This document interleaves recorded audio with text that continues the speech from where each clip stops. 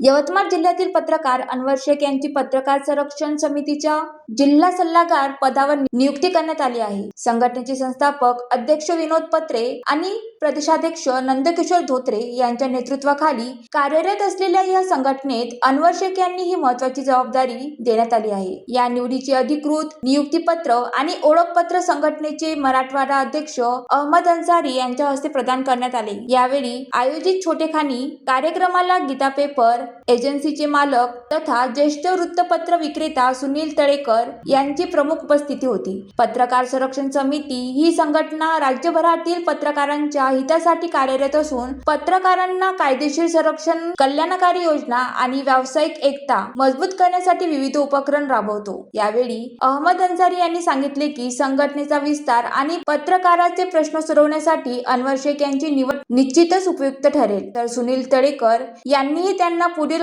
कार्यासाठी शुभेच्छा दिल्या. दरम्यान आपल्या निवडीबद्दल कृतज्ञता व्यक्त करत अनवर शेख यांनी संघटनेच्या ध्येय धोरणानुसार प्रामाणिकपणे काम करण्याचा निर्धार व्यक्त केला आहे.